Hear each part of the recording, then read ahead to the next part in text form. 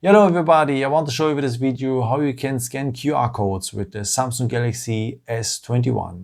By the way, this works also for the S21 Plus, of course, and the S21 Ultra. So for that, you just need to go here to the camera app, to the camera symbol here.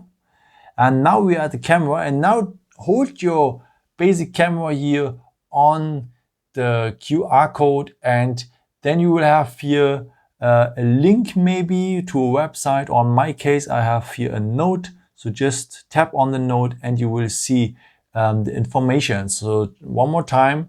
So just hold your cam on the QR code and just tap then here on that field and you have your informations. And in my case, I want to tell you thanks for watching Phones and More.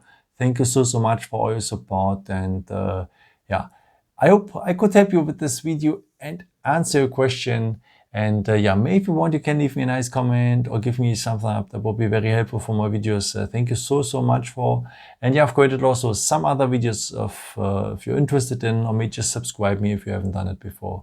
Thank you so much for. And yeah, maybe at the next time. Ciao.